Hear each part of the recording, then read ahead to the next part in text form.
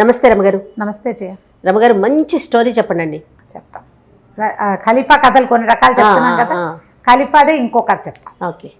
హారూన్ అల్ రషీద్ ఖలీఫాగా ఉన్న రోజుల్లో ఆయనకి తను చాలా దానపరుణని, తనకెంతో తరగని సంపద ఉందని ఆయన నమ్మకం. సాధారణంగా ఏంటంటే కొన్ని జాతుల్లో తమ సంపదలో 10వ వంతు దానం చేయాలనేది ఒక నియమం. వాళ్ళు జీవితాంతం దానం చేయాల్సిందే, వాళ్ళ మతంలో పద్ధతి అది. కానీ అలా చేసేవాళ్ళు అంటారు రమగారు, పూర్వకాలంలో చేస్తారు. ఇప్పటికీ కూడా మన ఈ రంజాన్ రోజుల్లో ప్రతిరోజు దానం చేస్తారు. ఖచ్చితంగా సంవత్సరానికి 10 లక్షల సంపాదన ఉంటే 1 లక్ష రూపాయలు దానం చేయటం అనే నియమం ఉంటుంది. మనం ఒక్కొక్కళ్ళు ఒక్కొక్క రకంగా అనుసరిస్తాం కదా. దాన నియమం, దాన ప్రక్రియ తప్పదు.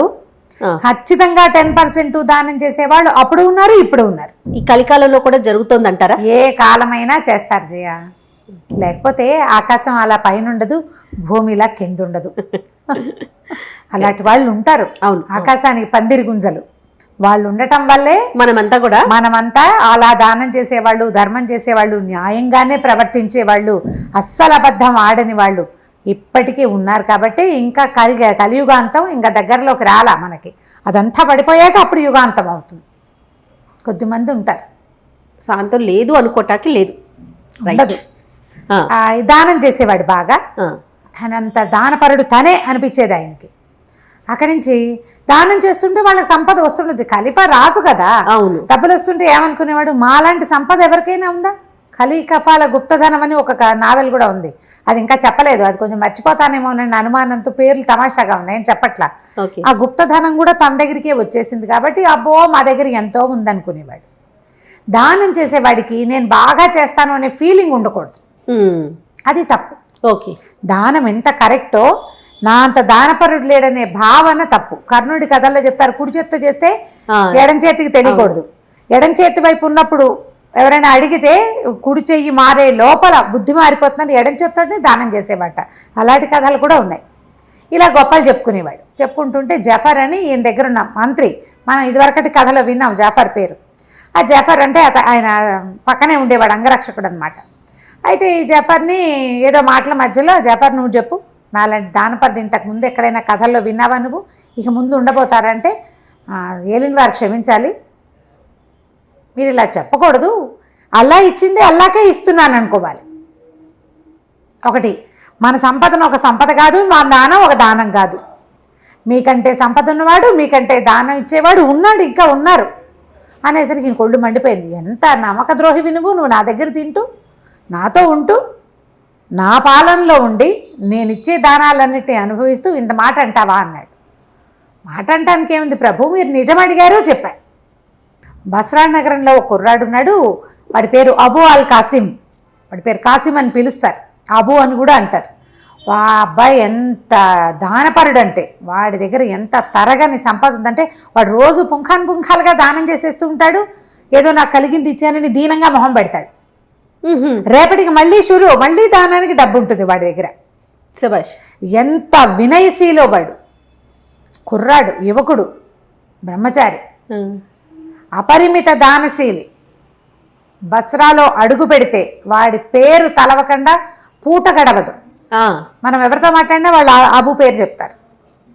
బస్రాలో వాడి చేతి దానం తీసుకొని ప్రాణి లేదంటే నమ్మాల్సిందే, మీరు లేరు ఎవరు అనేసరికి గొళ్ళు మండిపోయింది. జఫర్ని బంధించండి అని వీడి సంగతి చెప్తారు రేపు పొద్దున అన్నాడు. ఆయన కోపం వచ్చేసింది అనమాట. జఫర్ని బంధించేశారు. ఈయన రైరేమని పరిగెత్తుకుంటూ వెళ్ళిపోయాడు. ఇంత విసుగులు ఆయన ఏం చేశాడు, తన మందిరానికి వెళ్ళకుండా జనానాకి వెళ్ళాడు. అక్కడ ఈయన భార్య జుబేదా, రాణి జుబేదా ఆవిడ. ఈయన రివరివలాడుతూ వచ్చింది, మొహం ఎర్రగా అయిపోయింది. ఆయన కోపం వచ్చేసింది. తను అవమానింపబడ్డాడు. తను ఎదురుకుండా, రాజు ఎదురుకుండా భగవంతుడిని తప్ప ఇంకోళ్ళని కీర్తించకూడదు. ఎవడో మనిషి కీర్తించబడ్డాడు. ఆయన మొహం ఎర్రగా కందిపోయింది, ధుమధుమలాడుకుంటూ వచ్చాడు. పైగా ఆయనకి ఏం బాధగా ఉంది, ఎప్పటి నుంచో తనకి నమ్మకస్తుడైన జఫరు తనకు నమ్మక ద్రోహం చేశాడు. అతన్ని బంధించాల్సి వచ్చింది. ఆ కోపంతో ఆయన చాలా ధోరణిగా వచ్చాడు. వచ్చేసరికల్లా ఈవిడేమనుకో, ఓహో ఈయన ఏదో మంచి కోపం మీద ఉన్నాడని ఆయనకి గులాబీల షర్బత్ ఇచ్చి చల్లబడతారనమాట. ఎండాకాలం పడుకోండి, ఇది రూ అఫ్జా లాంటిది, మొగలి పువ్వులు అవి ఉండే పరిమళ ఉండే ఒక మంచి తాజా షర్బత్ ఒకటి ఇచ్చి ఆయనకి కాళ్ళ కింద నీళ్ళ గిన్నె ఒకటి పెట్టించి కాళ్ళు చల్లబడేలాగా చేసి కోపం తగ్గాక ఏమిటి సంగతి అని కనుక్కుంది. చెప్పాడు జఫర్ ఎంత నమ్మక ద్రోహి తెలుసా, నా ముందు వాడు ఎవరినో పొగిడాడు అన్నాడు. అనేసరికి ఆవిడంది, లేకుండా ఎందుకు పొగుడతాడండి, ఉన్నాడేమో అసలు కనుక్కోండి. బసరా ఎంత దూరం, 2-3 రోజుల ప్రయాణం, వెళ్తారు, ఎవరినో పంపించండి. వాడు అసలు బసరాలో వీడు చెప్పిన అబూ అల్ కాసిం ఉన్నాడా, కాసిం అనేవాడు ఉన్నాడా, వాడికి నిజంగా తరగని సంపద ఉందా, వాడు నిజంగా దానపరుడా, కనుక్కుంటే జఫర్ ఆ మాట అవునో కాదో తేలుతుంది మనకిను. వృధాగా జాఫర్కి శిక్ష వేయటం ఎందుకు, పైగా రేపొద్దున వీడికి శిరచ్ఛేదం చేయండి, ఇలాంటి మాటలు ఎందుకు మాట్లాడాలి, మనం కనుక్కొని మాట్లాడాలి కదా. ఇప్పుడు ఎవరో ఉన్నారని చెప్పకుండా ఫలానా ఊళ్ళో ఫలానా వాడు అన్నాడంటే నిజమై ఉండొచ్చు. దాంతో ఈయన కొంచెం చల్లబడ్డాడు. సరే ఏమనుకున్నాడు, సాధారణంగా జఫర్ ఇట్లాంటి పిచ్చి పిచ్చి మాటలు మాట్లాడేవాడు కాదు, చూడుగా చక్కగా మాట్లాడతాడు. అతను నా గురించి ఆలోచించుకుని సరే వాళ్ళెవరినో పంపటం ఎందుకు, ఆ బసరా నేనే వెళ్తా అన్నాడు. రాణిగారు 2-3 సార్లు వారిచ్చింది కానీ నేను వినేలాగలేడు.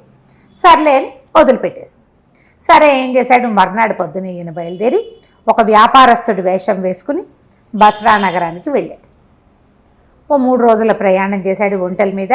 కొంత చిన్న పరివారాన్ని తీసుకెళ్ళాడు. ఎక్కువ మందిని, రాజుగారికి వీళ్ళు ఉంటారు కదా ఆంతరంగికులు కొంతమంది, ఆయనకి బోరు కొట్టకుండా ఉంచేవాళ్ళు, సేవకులు, తర్వాత ఏమో మన అంగరక్షకులు కొంతమంది ఉంటారు. ఈ ఉన్న గుంపుని తీసుకుపోయాడు, చిన్న గుంపుని.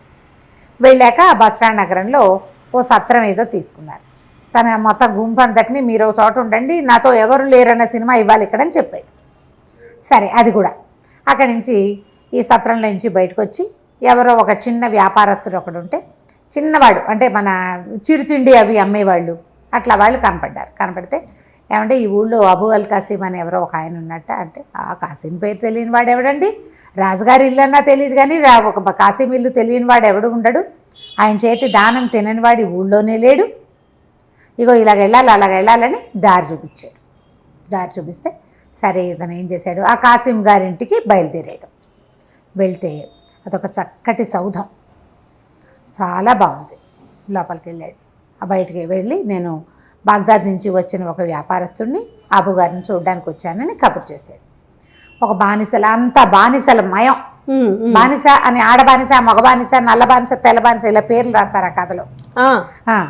అక్కడి నుంచి బానిస లోపలికి వెళ్ళి వ్యాపారస్తుడు ఎవరు వచ్చారంటే ఆ ఇంటి యజమాని గబగబా పరిగెత్తుకుడు లోపలికి ప్రవేశపెట్టమని ఆయన లోపలికి కూర్చోలే, ఆయనే బయటకు వచ్చాడు. ఆ వచ్చిన వాడు ఒక కుర్రాడు, మంచి స్ఫురద్రూపి, 25 ఏళ్ళు 28 ఏళ్ళు అలా ఉంటాయి. చక్కగా తలతల్లాడే బట్టలు అవి వేసుకున్నాడు, మంచి కళ్ళగా ఉన్నాడు, వినయశీలుగా కూడా ఉన్నాడు. రండి దయచేయండి, మా ఇల్లు పావనం చేశారు, ఏం పని మీద దయచేశారు, రండి వాళ్ళన్న ఆతిథ్యం స్వీకరిద్దురు కానీ అని చెప్పి లోపల తీసుకెళ్ళాడు. లోపల తీసుకెళ్తే ఎంత బాగుందో ఇల్లు చాలా బాగుంది భవనం. అక్కడి నుంచి అసలు పచ్చలతోటి వాటితోటి తోరణాలు, దీపాలకు బదులు కెంపులు, వాటి మీద ఒక దీపం పెట్టారు, ఒక్కొక్క కెంపు పెడితే ఈ దీపం కెంపు మీద పడి ఇట్లా వెలుగొస్తుంటుందన్నమాట. లోపలంతా చల్లగా ఉంది. కాళ్ళు కడుక్కోవడానికి నీళ్ళు ఇచ్చారు. ఆ నీళ్లు ఇవ్వటం ఏంటి, నువ్వు చెబుతా నువ్వు పోసుకోమనలేదు, ఒక పెద్ద బైసిని తెచ్చి దాని నిండా చల్లటి నీళ్లు గులాబీ అత్తర్ లాంటిది ఏదో కలిపి అందులో కాళ్ళు పెట్టించారు. అక్కడి నుంచి తీసి మామూలు నీళ్ళల్లో పెట్టించారు. ఇంకోళ్ళు కాళ్ళు తుడిచారు, పక్కన నుంచి గాలి విసురుతున్నారా. అసలు ఎంత బాగుందో, ఆశ్చర్యపోయాడు. ఊరిని ఏంటి ఇంత ఇల్లా, ఎవరికైనా ఇంత సేవ చేస్తారా అని ఆశ్చర్యపోయాడు. చక్కటి మంచి సుగంధ ద్రవ్యాలు వేసిన షర్బత్ ఒకటి పట్టుకొచ్చి ఇచ్చారు. ప్రయాణం ఎట్లా జరిగింది, మీరు ఏం వ్యాపారం చేయబోతారు, ఏవో 2-3 ముక్కలు అడిగాడు కానీ ఈయన సొంత వివరాలు అతనేం అడగటల్లా. ఊరంతా చూసారా, బసరా నగరం బాగుంటుంది, ముత్యాలు అవి చాలా బాగా మేలి ముత్యాలు దొరుకుతాయి మా ఊళ్ళో, ఇలా సాధారణ మాటలు మాట్లాడాడు. మాట్లాడాక ఏం చేశాడంటే ఈయనకి తినడానికి ఏవో ఎన్ని రకాలవో పళ్ళ ముక్కలు, నేనైతే నా అతిథులు ఎవరికి నేను ఇంత చేయట్లేదు అనిపించేసింది దీనికి. ఖలీఫాకి 3-4 రకాల పానీయాలు పట్టుకొచ్చారు. మొదట సేద తీర్చడానికి ఒకటి ఇచ్చారు. అక్కడి నుంచి ద్రాక్షతో ఖర్జూరాలతో చేసిన రకరకాల డ్రింకులు తెచ్చారు. అన్నిటికీ పేర్లు చెప్పారు, మీకు ఏది కావాలంటే అది తీసుకోండి, కావాలంటే అన్నీ కూడా రుచి చూడొచ్చు, ఇవేవి ఒకటికొకటి విరుద్ధం కాదు. అక్కడి నుంచి తర్వాత ఏమో పళ్ళు పట్టుకొచ్చారు, తినుబండారాలు పట్టుకొచ్చారు. అసలు ఒక తెచ్చిన మనిషి తెచ్చింది తేకుండా తెచ్చేస్తున్నారు మనుషులు. మళ్ళీ గొడవగా హడావిడిగా ఏమిటో గుంపుగా లేరు, ఒక సుశిక్షితులైన సైనికుల్లాగా ఒక 6 వస్తారు, 6 పదార్థాలు పుచ్చుకుని. వాళ్ళు వెళ్ళిపోగానే డ్యాన్స్ అరీనా మీదకి వస్తుంటారు కదా సర్కస్లో, ఒకళ్ళ తర్వాత ఒకళ్ళు అలా చక్కగా వచ్చి వరుసలుగా అన్నీ అందించి వెళ్ళిపోతున్నారు. ఈయన చాలా సంతోషించాడు. బాగా రిలాక్స్ అయిపోయాక ఇతను లోపలికి వెళ్ళి ఏం చేశాడు, ఒక ఇంత చెట్టు, దాని నిండా అది ఎలా ఉందంటే వెండితో చేసిన చెట్టు, దానికి కాయలు పువ్వులు అన్నీ వేళ్లాడుతున్నాయి. ఆ చెట్టు కింద ఒక చక్కటి నెమలి బొమ్మ ఉంది. ఒక పుల్ల లాంటిది ఒకటి పుచ్చుకొచ్చాడు. ఆ చెట్టు ఆ నెమలి పెట్టాడు ఇతనికి ఎదురుకుండా బల్ల మీద. తన చేతిలో ఒక పుల్ల పెట్టుకుని ఆ పుల్లతో ఆ నెమలిని అట్లా కొట్టేసరికల్లా ఆ నెమలి గిర్రమని అలా తిరగటం మొదలుపెట్టింది. ఆ చెట్టు చుట్టూ తిరుగుతుంది. అది తిరుగుతుంటే అది పింఛం వీడుస్తుంటే దాని లోపల నుంచి రకరకాల సుగంధాలు, ఎన్ని రకాలు, ఎంత బాగుందో. ఆయన అట్లా మైమరిచి చూస్తూ ఉండగా చటుక్కున అతను ఏం చేశాడు, ఆ చేత పుచ్చుకుని లోపలికి వెళ్ళిపోయాడు. నువ్వు ఒక వస్తువు చూపించావు, నువ్వు పూర్తిగా చూసి ఇదంతా ఏమిటి కనుక్కునే లోపల అవతల వాళ్ళు తీసిస్తే నీకేమనిపిస్తుంది? అదే కదా, ఆశాభంగంగా ఉంటుంది. నేను తెలిపాడు, ఇదేమిటి అతిథిని ఇట్లా అవమానిస్తాడా వీడు అనిపించింది. లోపలికి వెళ్ళిపోయి మళ్ళీ ఒక 5 నిమిషాలాగా వచ్చాడు. ఒక పాత్ర పట్టుకొచ్చాడు. పాత్ర అతను తేల వెనకాల ఒక బానిస కుర్రాడు వచ్చాడు. వాడి చేతిలో ఇట్లా పాత్రలే ఉంది. అది ఎలా అంటే పాన పాత్ర, మామూలు డ్రింక్స్ తాగుతారు కదా ఆ పాత్ర, కెంపు పాత్ర. అది ఒక పెద్ద కెంపుని మలిచారు ఇట్లా. ఆ కెంపులో ద్రాక్షాసవం పోసి చేతికిచ్చాడు. అసలు ఆ పాత్రే ఎంత బాగుందో, భలే అందంగా ఉంది. ఆ పాత్ర తీసుకున్నాడు. తాగి వెనక్కి ఇచ్చేసరికి మళ్ళీ నిండిపోయినట్టు కనపడుతోంది. అది 3 సార్లు తాగాడు. 3వసారి కూడా అది నిండిపోయింది. వాడు పోయిటల్లా అదే చేతికిచ్చి తీసుకునే లోపల వచ్చేస్తోంది. ఈయన ఆ పాత్రను పరిశీలించే లోపల టక్కిన ఆ పాత్ర తీసేసుకున్నాడు. అతను లోపల పట్టుకెళ్ళిపోయాడు. ఈయన మళ్ళీ ఇదేంటి నన్ను అసలు చూడనీడే వీడు పూర్తిగా కొళ్ళు మండిపోయింది. 3వసారి ఈయన చప్పట్లు కొడుతూ లోపలికి వచ్చాడు. అతను వెనకాల ఒక అమ్మాయి వచ్చింది. ఎంత బాగుందో చెప్పరానంత సౌందర్యవతి, ఒళ్ళంతా వజ్రాలే, ఆభరణాలు, వస్త్రాలు లేవు, వజ్రాల ఆభరణాలే వస్త్రాలుగా ఉన్నాయి. అక్కడి నుంచి ఒక చిన్న సితార్ లాంటిది ఒకటి పట్టుకొచ్చింది, మ్యాండలిను బట్లాగా. అది టింగ్ టింగ్ కూర్చుని చక్కగా మహాసౌందర్యవతి అయిన ఒక అమ్మాయి, దాని శరీరం సగం బయటికే కనపడుతోంది. మ్యూజిక్ వాయించడం మొదలుపెట్టింది. అది పాట పాడుతుంటే ఈయన మైమరిచిపోయాడు. ఆ వాయిద్యం ఎంత బాగుందో, పాట ఎంత బాగుందో.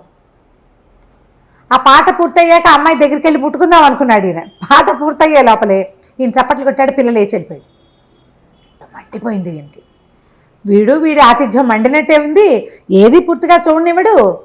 ఇన్ని తాగేచ్చారు, ఇన్ని తిన్నిచ్చారు, బాగా నచ్చిన వస్తువును ముట్టుకొని ఇవ్వాలి కదా. ముట్టుకొని వెళ్ళి సరే నేను వెళ్ళొస్తానని బయలుదేరాడు. ఆ పెద్ద జఫర్కి చెప్తా, వీడి ఆతిథ్యం ఏడిసినట్టుంది, ఏవో ఇచ్చానంటున్నాడు, ఏమిచ్చాడో వీడు నాకు తెలీదు అని దుమ్ములాడుకుంటూ ఒళ్ళు మండిపోయింది లోపల. పైకి మాత్రం అనలా. ఏం చెప్పాడంటే, నేను వెళ్ళొస్తాను, మీ ఆతిథ్యం చాలా పరమాద్భుతంగా ఉంది, నేను ఇలాంటి చోటకి వచ్చినందుకు చాలా సంతోషిస్తున్నాను, ఇలాంటి అభినందన వాక్యాలు ఓ 3-4 చెప్పి సత్రానికి బయలుదేరాడు. లోపలంతా రుంజుకుంటూనే ఉన్నాడు. వీడి ఆతిథ్యం బాగానే ఉంది, కానీ అది ఫుల్ఫిల్డ్గా లేదే, పూర్తి చేయలే. మొదట ఒక నెమలి చూసాం, ఆ నెమలి ఎంత బాగుంది, దాన్ని ముట్టుకునే లోపలే తీసేసుకున్నాడు. ఆ కెంపు పాత్రని పరిశీలించే లోపలే తీసేసుకున్నాడు. ఆ పిల్లకి దగ్గరికి వెళ్ళి దాన్ని ముట్టుకునే సౌందర్యాన్ని చవి చూసే లోపలే వెళ్ళిపోయింది అది లోపలికి. ఈ సత్రం దగ్గరికి వెళ్ళేసరికల్లా ఒక 1 డజన్ మంది బానిసలు నిలబడి ఉన్నారు అక్కడ, అమ్మాయిలు. అక్కడి నుంచి ఓ 10 మంది సైనికుల్లాగా ఉన్న బానిసలు నిలబడి ఉన్నారు. వాళ్ళ చేతుల్లో 3 బాక్సులు, 2 బాక్సులు. అక్కడి నుంచి మేలు ముసుగు వేసుకున్న ఒక మనిషి కనపడ్డారు. దగ్గరికి వెళ్ళేసరికల్ బానిసలందరూ నమస్కారం చేశారు. అయ్యా, మీరు అబూ అల్ కాసిం గారింట్లో ఆతిథ్యం తీసుకున్న ఫలానా వర్తకుడు గారే కదా, మీ వివరాలన్నీ తీసుకున్నాం, మీకు అక్కడ మీరు మేలుపడిన 3 వస్తువుల్ని మీకు అప్పచెప్పమని చెప్పారు అని చెప్పి మొదటిది బాక్స్ ఓపెన్ చేశాడు. అది ఇంత వెండి చెట్టు, నెమలి బొమ్మ. 2వ బాక్సులో కెంపు పానపాత్ర. 3వది మేలు ముసుగు వేసుకున్న అమ్మాయిని ఓపెన్ చేసి చూస్తే ఆ మ్యాండలిన్ వాయిస్తూ నుంచి పాడింది కదా సంగీతం, ఆ పిల్ల అక్కడ నుంచి ఉన్నారు. ఈ 3 వస్తువుల్ని మీకు అప్పచెప్పమన్నారు మా కాసిం గారని. తను నిర్కాంతపోయాడు. ఏమిటి, నాకు నచ్చిన వస్తువుని నాకే సొంతం చేసేసే ఉద్దేశం పడింది, ఇదేం ఆతిథ్యం, అద్భుతం. వాళ్ళ ఇంట్లో ఉన్నది కాదు, నా ఇంటికి వచ్చాక నా వెనకాల పడి వచ్చేసేసి వాళ్ళు, నాకంటే ముందే వెనకాల పడరా, నేను ఇంటికి వచ్చేసరికల్లా నా దగ్గరికి ప్రత్యక్షం చేశాడు. అవురవురా, ఏమిటి వీడివి ఇది గొప్పతనం, అని చెప్పి సామాన్లు అక్కడే ఉండు, మీరు ఇక్కడే ఉండండి, నేను ఎప్పుడే వస్తాను. మళ్ళీ పరిగెత్తుకుంటూ కాసిం వాళ్ళ ఇంటికి వెళ్ళిపోయాడు ఖలీఫా. వెళ్ళిపోయి, నాయన నువ్వు ఎంత గొప్పవాడివి, నీ ఆతిథ్యం ఎంత గొప్పది, ఈ వస్తువులన్నీ నీకు ఎలా వచ్చినాయి, నువ్వు నాకు ఎలా ఇవ్వదలుచుకున్నావు, ఇదేం దానం, అతిథిని ఇట్లా గౌరవిస్తావా, పైగా ఇవాళ నువ్వు ఇచ్చిన ఈ వస్తువులు నీ దగ్గర రేపు కూడా ఉంటాయా, ఇవాళ ఇచ్చేసావు, మళ్ళీ ఈ వస్తువు నీకు ఎలా వస్తుంది అపురూపమైనది అంటే అదంతా ఒక విచిత్రమైన గాథ అంటే అన్నాడు. అయితే ఖలీఫా అన్నాడు, నేను నీ విచిత్ర గాథ తెలుసుకోవాలి, నువ్వు ఇంత దానం ఎలా చేయగలుగుతున్నావు, నాకు నచ్చిన నీ అతిథికి నచ్చిన వస్తువుని అతనికే ఇవ్వాలనుకునే బుద్ధి ఎక్కడి నుంచి వచ్చింది నీకు, అని వస్తువులు ఎక్కడి నుంచి వచ్చాయి, ఇవాళ నేను వచ్చా రేపు ఇంకోటి వస్తాడు, వాడికి కూడా ఏవో చూపిస్తావు నువ్వు, వాళ్ళకి అవి నచ్చేస్తాయి న్యాచురల్లీ, మన దగ్గర లేని కొత్త వస్తువు ఎవరికైనా నచ్చుతుంది, ఉపయోగపడుతుంది అనిపిస్తే, వాళ్ళకి అవి ఇచ్చేస్తావా, ఇచ్చేయడానికి అంత నీ దగ్గర ఎక్కడిది అంటే, ఇక్కడ ఎవరు అడగలేదండి, ఈ ఊళ్ళో వచ్చిన వాళ్ళు వస్తారు, ఆతిథ్యం ఇస్తాను, రోజు ఒక అతిథిని చూడాలి, నా లెక్క అది, మా అతిథికి ఏది నచ్చితే అది, వాళ్ళని సంతృప్తిపరచడం, వాళ్ళ మొహాల్లో ఆనందాన్ని చూడడమే నా విధి, నేను ఇలా ఎన్ని చేసినా నాకు తరగదండి, నా దగ్గర ఉంటూనే ఉంటుందంటే, ఆ రహస్యం ఏమిటి నేను తెలుసుకోవాలనుకుంటున్నాను అన్నాడు. సరే నేను చెప్తానండి అని చెప్పాడు. తరగని సంపద అంటే అబూ అల్ కాసిమ్కి అంత డబ్బు ఎక్కడి నుంచి వచ్చిందో తెలుసుకోవాలనుకుంటున్నాడు.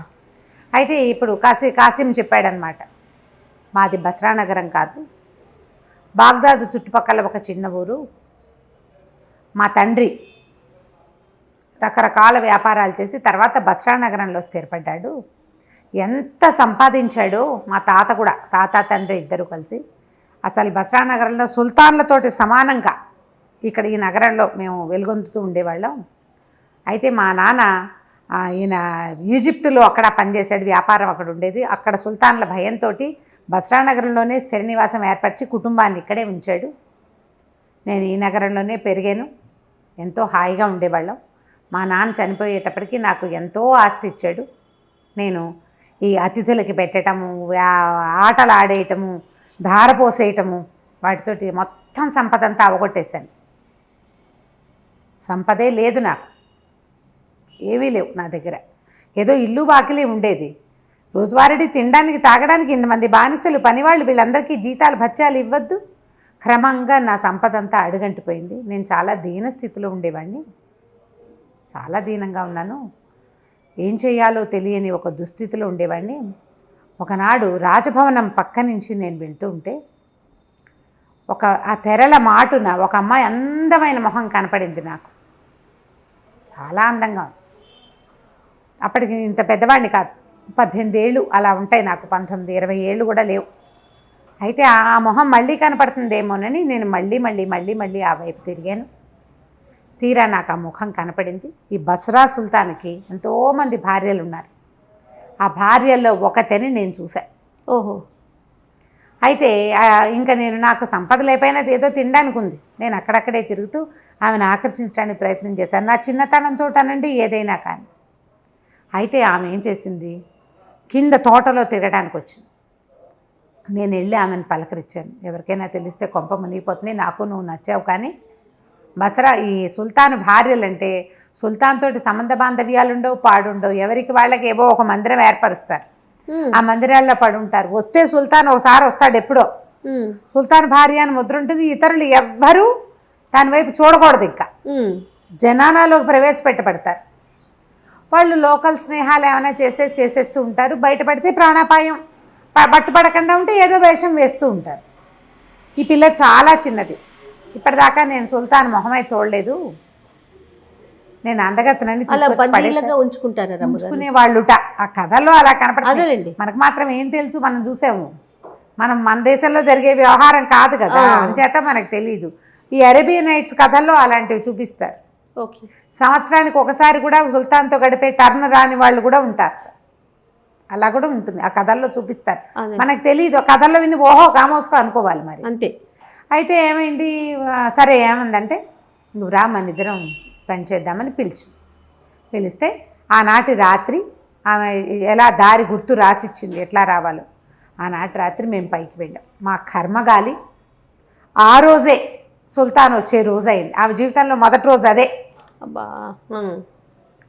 అయితే ఇది ఎట్లా ఒక పెద్ద నదిని ఆనుకుని సౌధం, ఆ సౌధానికి ఒక పక్కన పెద్ద తోట అట్లా ఉన్నాయి. అయితే ఏమైంది, మేమిద్దరం మనసు విప్పి మాట్లాడుకున్నాం. చెప్పాను నేను, నాకేం సంపద లేదు, ఏమి లేదు, ఏమీ అక్కర్లేదు, ఈ సుల్తాన్ తోట ఉండటం ఎందుకు, ఒక మగవాడికి పరిచర్య చేస్తూ వాడు చక్కగా సంపాదించి పెడుతుంటే తినాలని, సాధారణ జీవితం గడపాలని కోరుకుంటున్నానని చెప్పింది. అమ్మాయి పేరు లబీబా అనుకుంది. మేమిద్దరం ప్రేమించుకున్నాం. ఆ కాసేపట్లోనే ఒకళ్ళ మనసులో ఒకళ్ళకి పుచ్చుకున్నాం. ఇంతలో పెద్ద సందడి వచ్చింది. బానిసలు బోల్డంత మంది వచ్చారు. రాజు వచ్చే ముందు అట్లా వచ్చి అన్ని తలుపులు తీస్తారు. ప్రతి గది తలుపు తీయబడుతుంది. ఈ అమ్మాయి గది తీయబడింది. అమ్మో ఎవరో వస్తున్నారని నేను పారిపోయే లోపల బానిసలంటే ఏదో మామూలుగా పనిచేసేవాళ్ళు కాదు, వాళ్ళు రాజుగారి వెనకాల ఉండేవాళ్ళు. ఒక రకంగా చెప్పాలంటే అంగరక్షకులు లాంటి వాళ్ళు. ఇద్దరు చెరో పక్కన ఒడిసి పట్టుకుని నన్ను లబీబాని కూడా నదిలోకి విసిరేసేశారు. రాజద్రోహ నేరం కింద ఆ అమ్మాయిని నదిలో పారేశారు, నన్ను కూడా పడేశారు. ఊహించని ఈ ప్రమాదానికి ఆ అమ్మాయి ఎటుకొట్టుపోయి చచ్చిపోయిందో ఏమో దొరకలేదు. నేను మాత్రం ఎట్లాగొట్లా ఆ నదిని దాటుకుని బయటపడ్డాను. బయటపడి దీన స్థితిలో ఉన్నాను. అయితే ఏమైందంటే వ్యాపారస్తుల బజార్లోకి వెళ్ళా. ఏం చేయాలో తెలియలే. ప్రేమికుడైపోయాడు వీడు. తన వల్ల తను పైకి వెళ్ళకుండా ఉంటే అమ్మాయి చచ్చిపోయేది కాదు. రోజు ఓసారి అమ్మాయి మొహం చూసి బతికేసేవాడు కనీసం. అయ్యో ఇంత పని చేశాను, నా వల్ల ఇలా జరిగిందని నాకు కూడా చచ్చిపోదామని ఉంది. కానీ భగవంతుడు ఇచ్చిన జీవితాన్ని మనం అంతం చేయకూడదు. వాడు విసిరేశాడు, అమ్మాయి చచ్చిపోయింది, నేను చావలేదు కదా అంటే భగవంతుడికి నన్ను చంపడం ఇష్టం లేదనమాట. బతికుండమంటున్నాడని పరిదీన వదనంతో వ్యాపారస్తుల బజార్లో తిరుగుతున్నా. ఈ లోపల ఒక ఆయన కనపడ్డాడు. ఆయన ఎవర్రా నువ్వు, ఏమిట్రా అని అడిగితే నేను ఏం చేసి ఇప్పుడు బాధగా ఉంది, నేను ఎంత పని చేశానో, నేను ఎంత దుర్మార్గుణ్ణి, నా వల్ల ఒక స్త్రీ చనిపోయింది, మా నాన్న ఇచ్చిన ఆస్తి అంతా తగలబెట్టేశాను అనగానే ఆయన చాలా ప్రేమగా నన్ను కావలించుకున్నాడు. నాకెవరూ లేరు, నువ్వు నాతో పాటు ఉండు కానరా, నీకు తండ్రిగా ఉంటాను నేను, నువ్వు నాతో ఉండని నన్ను తన ఇంటికి తీసుకెళ్ళాడు. అప్పుడప్పుడు ఇలా జరుగుతాయి. మనం ఒకళ్ళ మరణాలకి కారణమవుతాం, అలాగే ఒకళ్ళ అభ్యున్నతికి కూడా అనుకోకుండా మనం కారణమవుతాం. ఇప్పుడు ఆ అమ్మాయి చనిపోకపోతే నువ్వు నా దగ్గరికి చేరేవాడివి కాదు. చూసావా అమ్మాయి నీ ఉన్నతికి కారణమైంది అని నన్ను ఒప్పించాడు. నేను ఆయనతో పాటు ఉన్నాను. 3 సంవత్సరాలు ఆయనతో పాటే ఉన్నాను. ఆయనకి ఎంతో సంపద ఉంది. ఆయన వ్యాపారం ఏర్పరచడం అన్నీ నేర్పించాడు. ఆయనకి చావు మరణకాలం వచ్చినప్పుడు ఆయన చెప్పాడు, నాయన ఈ సంపద మనకి తరగని సంపద ఉంది. ఈ సంపద మనకి ఎట్లా పెరుగుతుందంటే నిరంతరము దానం చేయాలి, ప్రతిరోజు అతిథి పూజ చేయాలని తన సంపద అంతటినీ నాకు అప్పచెప్పాడు. ఆయన మరణించాడు, నేను ఆయన కొడుగ్గా ఉండిపోయా. రోజు ఇలాగే దానం చేస్తా. క్రమంగా నాకు ఈ డబ్బు ఎక్కడి నుంచి వస్తోందన్న అనుమానం మొదలైంది. ముందు ఒక సైనికాధికారి వచ్చాడు, ఒక అధికారి, చిన్న అధికారి వచ్చాడు. ఈరోజు దానం చేసేవాడి దగ్గర డబ్బు ఎక్కడిది అనేది ముందు మనం ఎదిరించి ఏదైనా ఒక రిపోర్ట్ వెళ్ళాలంటే ముందు చిన్నవాడు కదా వచ్చి చూస్తాడు, చిన్నవాడే పెద్దవాడికి ఇస్తాడు. ఈ చిన్నవాడు వచ్చాడు. వచ్చినప్పుడు ఏం చెప్పాడంటే, మా ఇంట్లో ఒకే ఒక ఆవు ఉండేది, ఆ ఆవు కూడా తిండి లేదు, ఈ మధ్య చచ్చిపోయింది, మాకు రొట్టెలు లేవు, పాలు లేవు, ఆవు లేదు అని చెప్పాడు. సరే నీకు రొట్టెలకి ఎంత అవుతుంది, ఆవుకి ఎంత కావాలి, నీకు ఎంత ఆవుకి కొనుక్కోవడానికి ఎంత కావాలని అడిగాను. 10 వరహాలు ఉంటే చాలు అన్నాడు. ఏమిటది? లంచం అనమాట. 10 కాదు 100 ఇస్తా, నెలకి 100 వరహాలు ఇస్తాను, తీసుకెళ్ళు, నువ్వు ఎక్కడుంటే అక్కడికి మీ ఇంటికి పంపిస్తా, ఈ దానం ఎక్కడి నుంచి చేస్తున్నానో నువ్వు అడగద్దు అని చెప్పాడు. సరేనన్నాడు. అప్పటి నుంచి ఇప్పటిదాకా వాళ్ళ ఇంటికి ప్రతి నెల 100 వరహాలు వెళ్ళిపోతాయి, వాడి పని అయిపోతుంది. అక్కడి నుంచి ఒక కాజీ గారు వచ్చారు. నాయన ఏం పుణ్యకార్యం చేయాలి, ప్రతివాడికి తన దగ్గర ఎంత ఉంటే అందులో 10వ వంతు దానం చేయాలని చెప్పాడు. ప్రార్థనా మందిరంలో రోజు మీరు భోజనం పెడతారు. ఏం పెడతారు? రొట్టెలు, ఓ కూర, ఓ లస్సీ ఇస్తారు, మజ్జిగ ఇస్తారు, లేదా పానీయ ద్రాక్షాసవం లాంటిది ఇస్తారు. రొట్టెలు ఒక కూరయే కాదు, రొట్టెలతో పాటు 2 కూరలు, ఒక పప్పు, ఒక తినుబండారం తీపి, ఈ ద్రాక్షాసవం ఏదో ఒక షర్బత్ కాకుండా ద్రాక్షాసవం నేను ఏర్పాటు చేస్తాను. రోజు 1000 మంది తింటారు ఆ ప్రార్థనా మందిరంలో. మధ్యాహ్నం భోజనం పెట్టేస్తారు. ఏముంది, రొట్టెలు దొరుకుతాయి, ఒక కాస్త ఏదో షర్బత్ దొరుకుతుంది, అందులో ఒక కూర దొరుకుతుంది. మధ్యాహ్నం తాత్కాలిక భోజనం ఎవరికైనా దొరికేస్తుంది. అలా కాదు, అద్భుతమైన భోజనం పెడతా, ఇంకా మీరేం మాట్లాడకండి అని చెప్పాడు. ఆయన కూడా ఒప్పుకున్నాడు. రోజు ప్రార్థనా మందిరాలకి భోజనం మన ఇంటి దగ్గర నుంచే వెళ్తుంది. అయిందా? అక్కడి నుంచి ఒక పెద్ద అధికారి వచ్చాడు, పైవాడు. ఈ నగరంలో ఇంతంత దానాలు చేసేవాడు ఈ పరిస్థితిలో ఉన్నాడు అని సుల్తానికి చెప్పాలా వద్దా? చెప్పక్కర్లేదు. నా దగ్గరికి ఎక్కడి నుంచి డబ్బు వస్తుందో, నేను ఏం వ్యాపారం చేస్తానో మీకు లెక్కలక్కర్లా, మీకు ఏ లెక్క కావాలో అడగండి అని చెప్పాను. అతను నెలకి 1000 వరహాలు కావాలన్నాడు. నేను మిగిలిన వాళ్ళకి పంచాలన్నాడు, మాట్లాడకుండా ఉండడానికి. ఇలా లంచాలు ఇచ్చేస్తున్నా. వాళ్ళు వెళ్ళిపోతూ ఉంటాయి, డబ్బులు వెళ్ళిపోతాయి. అది కూడా దానం కిందే నేను భావిస్తున్నాను. లంచాన్ని కూడా నేను దానంగానే భావిస్తున్నాను. నేను నిరంతరం నాకు రోజు ఒక అతిథిని ఖచ్చితంగా నేను తెచ్చుకుంటా. వాకిట్లోకి వచ్చిన వాళ్ళని ఎవరినైనా తీసుకొస్తా, వాళ్ళకి ఏది నచ్చితే అది ఇచ్చేస్తా. మరి ఇట్లా నీ దగ్గర సంపద తరిగిపోలేదా? ఎట్లా ఉంది నీకు ఆ సంపద? ఎక్కడిది? ఎవరిచ్చారు అంటే అతనే ఇచ్చాడని చెప్పాడు కదా. ఎక్కడుంది ఆ సంపద అంతా? ఎక్కడ దాచావంటే ఏమన్నాడు? నేను ఎవరికి చెప్పలేదండి అన్నాడు. కాదు, నేను అడుగుతున్నా, నేను అది తెలుసుకోవాలనుకుంటున్నా అనేసరికల్లా అతిథి ఏదైనా తెలుసుకోవాలనుకుంటే చెప్పాల్సింది, అది నియమం. ఓహో, అది నియమం, మేము పెట్టుకున్న నియమం. మా తండ్రి నాకు చెప్పాడు అట్లా. నీ అతిథి ఏది అడిగితే అది ఇచ్చేయాలి, నువ్వు ఏదైనా ప్రశ్న ఇస్తే సమాధానం చెప్పాలి. అందుకే ఈ కథ అంతా చెప్పా. సరే రండి, నేను మీకు చూపిస్తా. కాకపోతే ఏంటంటే మీ కళ్ళకు గంతలు కడతాను. నా దగ్గర ఎంత సంపద ఉందో చూదురు కానీ మీరు. కళ్ళకు గంతలు కడతా, నా చేతిలో కత్తి ఉంటుంది. మీరు ఏదైనా ఇతరత్ర నా సంపదని ఏదైనా ఇబ్బంది పెడితే కనుక మిమ్మల్ని ఖండించేందుకు నాకు అధికారం ఇవ్వాలి మీరు అన్నాడు. ఖలీఫా ఒప్పుకున్నాడు. అదంతా కంటితో చూడాలని ఉంది ఆయనకి, వీడి దగ్గర ఎంత ఉంది అని. సరే, ఈ ఒకడు ఏం చేశాడు, కాసిము ఖలీఫా కంటికి గంతలు కట్టేశాడు. అక్కడి నుంచి ఒక సొరంగంలోకి తీసుకెళ్ళాడు. ముందు అక్కడి నుంచి ఎన్ని మలుపులు నడిచారో, ఎంత లోపలికి లోపలికి లోపలికి లోపలికి తిరిగాక కట్లు తీశాడు. చూస్తే అది మహాపెద్ద సౌధం. దాని నిండా వజ్రాలు, రత్నాలు, వైడూర్యాలు. ఇతను చూశాడే చెట్టు, ఈ నెమలి గుండ్రంగా తిరుగుతూ సుగంధాలు వేసలేదు, 100 ఉన్నాయి అవి అక్కడ. ఆ కెంపు పచ్చల పానపాత్రలు లక్షల్లో కనపడుతున్నాయి, డబ్బాల నిండా అవే. తీసిన కొద్దీ రీప్లేస్ అయిపోతాయి. ఓహో, తీసిన కొద్దీ వస్తాయి. అపురూపమైన వస్తువులు ఒక గదుల నిండా ఉన్నాయి. ఇక అంతా ధనమే. ఆశ్చర్యపోయాడు తను. ఇంత ఉండి వాడు సింపుల్గా చాలా దీనంగా మీకు నేను సహాయం చేశానా, మీరు ఇదిగా ఉన్నారా, మీరు ఆనందించారా అంటాడు. అక్కడి నుంచి చాలా అద్భుతంగా చేశానంటే అల్లా ఇచ్చింది అల్లాకే ఇస్తున్నానంటాడు. వినయశీలిగా ఉన్నాడు. ఆశ్చర్యపోయాడు ఆయన. మొత్తం అంతా తిరిగి చూసి, నీ దగ్గర ఉన్న సంపద భూప్రపంచంలో ఎవరి దగ్గర లేదు, ఖలీఫా దగ్గర ఉండే అవకాశం లేదు. ఖలీఫాకి తెలుసు తన దగ్గర ఏముందో. కళ్ళగంతలు కట్టే పైకి వెళ్ళిపోతా ఉన్నాడు. వెళ్ళిపోయాడు. వెళ్ళి సత్రానికి వెళ్ళిపోయాడు. తనకిచ్చిన 3 యాక్సెప్ట్ చేశాడు. అవి తన బాగ్దాద్ నగరానికి తీసుకెళ్ళాడు. భార్యకి చూపించాడు. ఆ అందంగా పాటలు పాడే అమ్మాయిని కూడా వాళ్ళ ఆస్థానంలో ఉంచుకున్నారు, జనానాలో ఉంచుకున్నారు. అమ్మాయి పాటలు పాడుతుండేది, ఆ పాటలు పాడే పిల్ల. అక్కడి నుంచి చెప్పాడు రాణికి, వాడి దగ్గరున్న సంపద చిన్నది కాదమ్మా, మనం 10 సార్లు హెచ్చవేసినా వాడి దగ్గరున్న గదుల్లో ఓ గదికి కూడా రాం మనం. అబ్బా, అంతుంది వాడి దగ్గర. కానీ వాడు చాలా వినయశీలి. మీరు సంతోషించారని దిగులుగా అడుగుతాడు. మీకు ఆనందం కలిగించానా, నేను మీకు సరిపడా సేవ చేశానా అంటాడు. అలాంటి వాడికి ఏదైనా చేయాలనుకున్నాడు. ముందు అతన్ని జాఫర్ని అరెస్ట్ చేయించాడు కదా, జాఫర్ని వదిలేసి జాఫర్కి క్షమాపణ చెప్పుకున్నాడు. నువ్వు చెప్పింది నిజం, అబూ అల్ కాసిం లాంటి దాతని నేను ఎక్కడా చూడలే, వాడి దగ్గర ఉన్న సంపద ఎవరి దగ్గర లేదు భూమి మీద అని చెప్పి వీటిని మనం గౌరవించాలి. ఎలా చేద్దాం అంటే, అప్పుడు ఆ బస్రా నగరం ఈయన పాలనలో ఉన్నదే, ఖలీఫా పాలనలో. అక్కడ ఏదో ఒక సుల్తాన్ ఉన్నాడు, నగర పాలకుడుగా చేద్దాం వీడిని అని భావించి, సరే అక్కడ పాలకుడు అని కాగితం రాసి పంపించద్దు, వాడిని మన ఇంటికి పిలుద్దాం, ఖలీఫా దగ్గరికి పిలుద్దాం, మన రాజ్యాన్ని పిలిచి బాగ్దాద్ నగరాన్ని పిలిచి చేద్దాం అనుకున్నాడు. సరే అంటే అభిషేకం చేయాలి, రాజ్యాభిషేకం లాంటిది. అతనికి ఆ పదవి ఇవ్వాలన్నమాట. కట్టబెట్టడానికి వచ్చిన క్రియ ఉంటుంది కదా. సరే ఉత్తరం రాశారు. ఖలీఫా నుంచి పిలుపు వచ్చింది. అబూ అల్ కాసిం ఏం చేశాడు, తన జనాలతోటి పాటు వచ్చాడు. వస్తే రాజుగారు చాలా సంతోషించి, అప్పుడు అతను గుర్తుపట్టాడు తన దగ్గరికి వచ్చిన వ్యాపారస్తులే ఖలీఫా అని. ఇద్దరు కావలించుకున్నారు.